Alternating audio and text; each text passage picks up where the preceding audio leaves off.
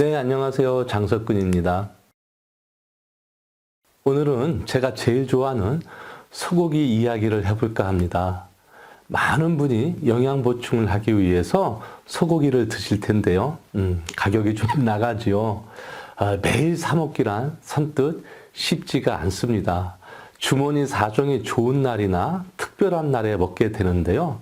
특히 저는 누가 사준다고 할 때 염치불구하고 정말 많이 먹습니다. 소고기는 단백질을 비롯해서 다양한 성분이 들어있는데요. 중요한 성분만 이야기하면 레티놀, 비타민 A, B1, B2, B6, C, E, 아연, 엽산, 인, 지질 등이 들어있고요. 이게 끝일까요? 아닙니다.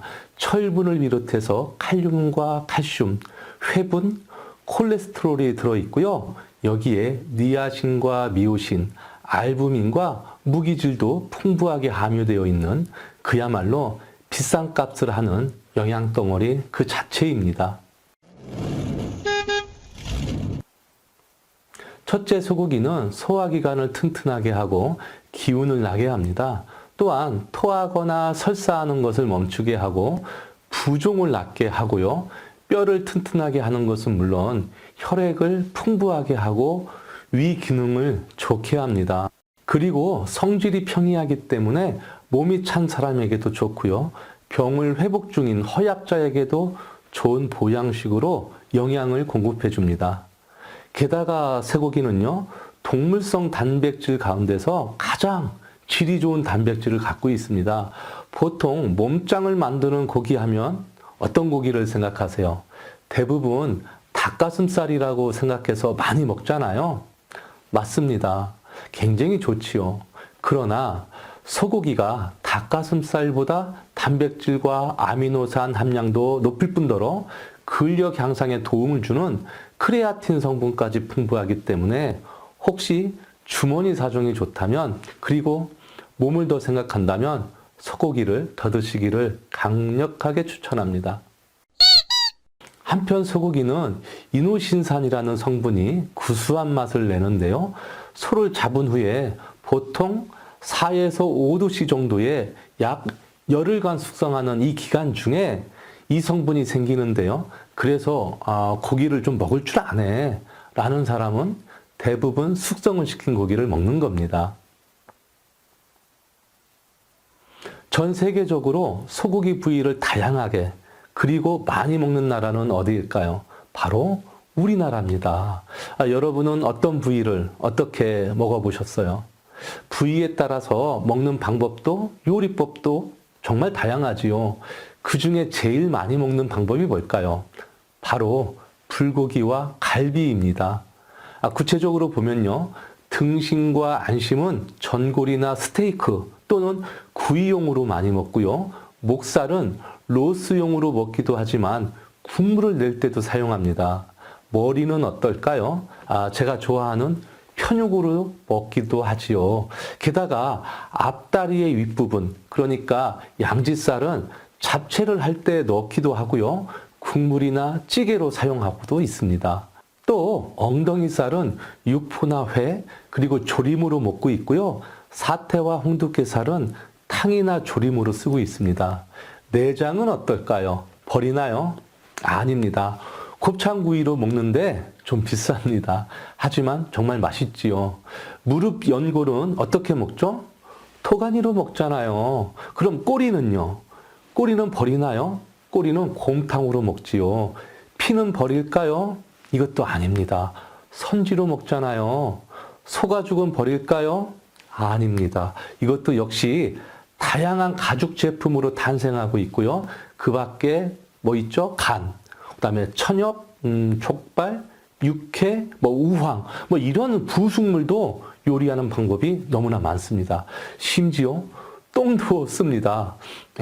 똥을 쓴다고요? 네, 소는 초식동물입니다. 그러니 똥도 땔감으로 쓰고요. 거름 중에 최고의 거름으로 칩니다. 그러니까 소 한 마리를 잡아서 정말 버릴 게 하나도 없네요. 비싼 이유가 따로 있었습니다.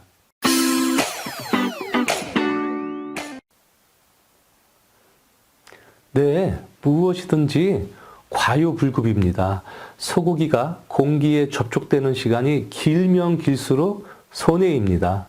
왜냐하면 붉은색 색소인 미오글로빈이 산화되면서 갈색의 메트미오글로빈으로 변이되고 지방도 산패, 산화되기 때문에 독이 될 수가 있습니다. 그래서 곧바로 먹지 않을 때는 공기와 접촉되지 않도록 포장을 잘해서 냉장고에 보관하는 것이 비싼 소고기에 대한 예의이자 올바른 보관법이라고 할 수가 있습니다. 한 가지 팁을 드리면요. 과일 중에 배나 키위에 재워보세요. 그러면 육질이 더 부드러워집니다. 하지만 오래 보관할 수가 없으니까 양념을 했다면 최대한 빨리 섭취하는 것이 현명한 방법일 것입니다.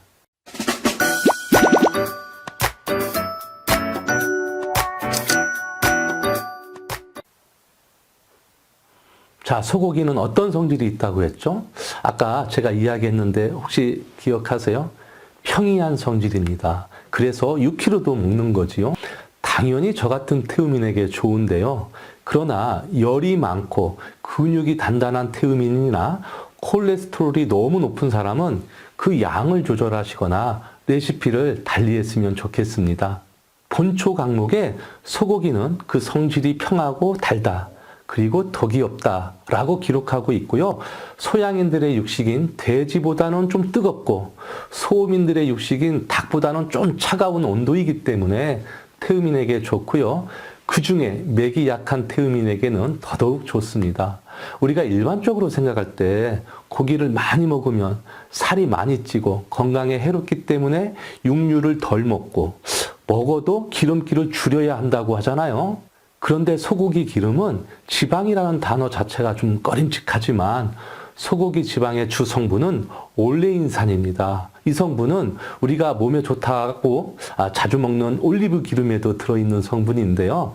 나쁜 콜레스테롤을 억제하고 각종 성인병을 예방한다고 알려져 있지요. 자, 여러분은 1년에 얼만큼 고기를 먹는지 혹시 저울로 재본 적이 있으세요? 없지요. 고기 반찬이 없으면 신경질을 내는 저도 사실 재본 적까지는 없습니다. 그러나 이런 통계가 있네요. 우리나라 사람 평균 약 38kg를 먹는다고 합니다. 미국 사람은 얼마나 먹을까요? 이 사람들은 육류가 주식이니까 많이 먹겠죠. 무려 120kg를 먹는다고 합니다. 그러니까 우리보다 한 3배 이상은 먹는 것 같네요. 호주가 약 93kg이고요. 유럽이 평균 76kg를 먹는 거에 비하면 사실 우리나라 사람이 그렇게 많이 고기를 먹는다고 할 수는 없는 것 같습니다. 물론 통계적인 이야기고 고기를 과도하게 섭취하면 비만이 되고 건강에 해롭다는 것은 사실입니다.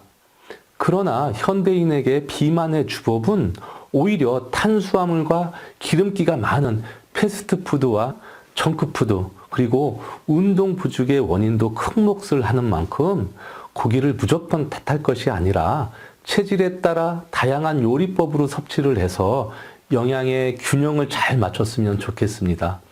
다들 그렇게 하고 있으시지요? 저는 소고기라면 어떤 조리법도 다 좋아하는데요.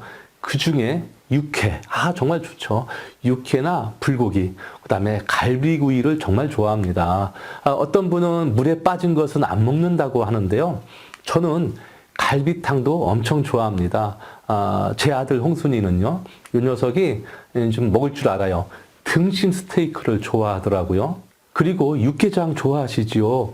먹고는 싶은데 매운맛을 싫어하는 사람에게 팁을 하나 좀 드리면 양지머리를 좀 푹 삶아서 가늘게 찢은 다음에 무나 대파 등을 넣은 맑은 소고기 육개장을 추천하는데요. 얼큰한 육개장보다는 먹기가 좀 편할 겁니다. 그리고 소양인과 태양인은 낙지와 전복을 넣어서 그렇게 먹어도 유익하니까 체질에 따라 기호에 따라 소고기 많이 드시고 더욱 건강하시기를 바랍니다. 자, 오늘은 이렇게 소고기에 대한 여러 이야기를 해봤는데요. 알고 먹으면 약이 됩니다. 이 영상을 다른 분에게도 알려줘서 같이 건강했으면 좋겠습니다. 좋아요, 구독 구독도 눌러주시고요. 옆에 이 영상을 누르시면 다음 영상도 보실 수가 있습니다. 장석근이었습니다.